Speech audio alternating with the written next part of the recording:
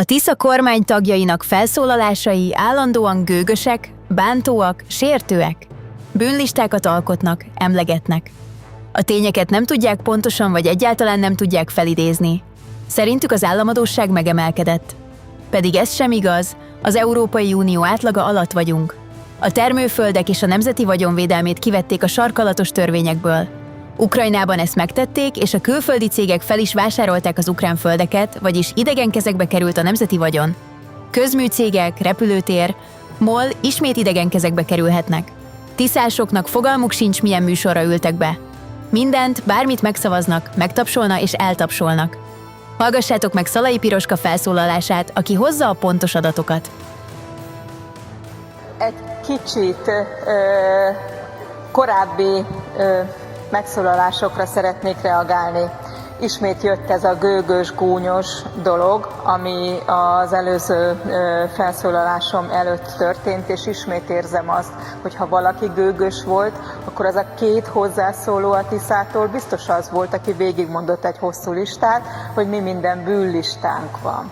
Na most a bűnlista mellé azért hadd tegyem már azt oda, hogy és miért szavaztak ránk mégiscsak az a 2,5 millió magyar állampolgár, aki meg igenis ránk szavazott. Azért, mert önök azt mondják ugyan, hogy az államadósság megemelkedett. Én ezt az előbb elmondtam, hogy az államadósság egyetlen egy esztendőben emelkedett meg az elmúlt 16 esztendőben, és az a Covid időszaka, és nem emelkedett annyival, mint az Európai Unió többi országa. Most már az Európai Unió átlaga alatt vagyunk. Önök mondanak, hát ugye éppen most veszik ki, most fogják kivenni, a Latorcai képviselő úr is pont erről beszélt, a termőföldet és a nemzeti vagyont a kétharmados védelem, a sarkalatos védelem alól. Hát Ukrajna már kivette több mint 10 éve, és ott már nincs is igazából ukrán kézbe föld. Nem tartott nagyon sokáig, hogy fölvásárolják az ő értéküket. Nemzeti vagyon.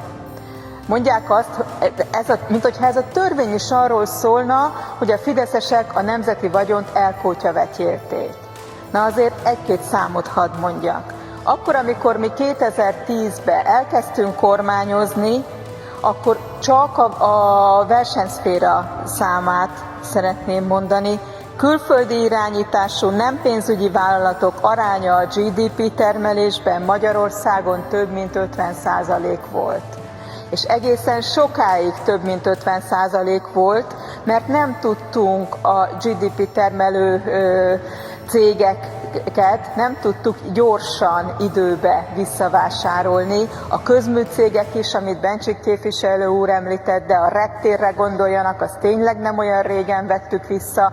Igaz, hogy a MOL-nak az éppen pont az oroszok által megvásárlás folyamatában levő részvényeit még 2010-ben el tudtuk csípni utolsó pillanatban, mert ugye a Gyurcsányék, illetve a Gyurcsány-Bajnai, inkább Bajnai kormány árulta akkor a magyar MOL-t, és ezzel az 50%-kal mi az egyik legnagyobb, több olyan esztendő volt, amikor a legnagyobb külföldi irányítású cég arányt tudtuk produkálni a GDP-ben.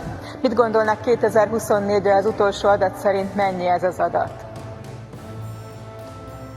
10% ponttal kevesebb, 40,3%-on állunk. Tehát a GDP termelő vállalatok, bármennyire jöttek a nemzetközi beruházások, a külföldi beruházások, ezen vállalatokon belül a nem külföldi tulajdonú, vagy nem külföldi irányítású nem pénzügyi vállalatok, pénzügyi szektort felejtsük el egy picit, aránya a GDP termelésben 10%-kal nagyobb lett, a magyar tulajdonú, a magyar irányítású vállalatok aránya 10%-kal nagyobb lett. Ettől se kell nagyon boldognak lenni, egyébként 22-ben még 40-valahány százalék volt, és még akkor is Írország után az elsők voltunk, és Írországot érdemes ilyenkor azért külön kezelni. Ettől a mostani legutolsó 40,3%-tól sem kell igazán nagyon boldognak lenni, mert ez a 6. legmagasabb még mindig az Unióban. Az unió átlaga 24%, de a franciáknál mondjuk 15%. Hogyha nem figyelünk oda a idegenforgalmi nevezetességeink, az erdőink, a minden más egyéb állami nemzeti vagyonelem mellett azokra a vagyonelemekre, amik a versenyszférában termelik a GDP-t, és ezeket nem tartjuk meg saját magunknak, akkor nem csak a gazdasági szuverenitásunkat dobjuk oda a semmibe, akár azért, mert egyik évben van egy kis plusz bevételünk, tegyük föl, ezt csinálták Horn, Bokros időszakban, és ezt csinálták végig a Medgyessy, Gyurcsány, Vajnai időszakban is, hogy ebből működtek, éltek. De hogyha erre nem figyelünk oda, akkor ez a magyar lakosság zsebéből is iszonyú méretű pénzeket vesz el, és utána egy következő időszakban, amikor egy szuverenistább, nemzeti kormány jön ismét, akkor megint ott kezdhetjük, hogy újra vissza kell vásárolnunk a közüzemeinket. Tehát, hogy ez egy tényleg végtelen ciklus innentől. Ezért nagyon fontos, emblematikus is, de ez több, mint emblematikus, egy olyan döntést meghozni, hogy kivesszük a sarkalatos törvények közül a termőföldet is, meg a nemzeti vagyont is alapvetően.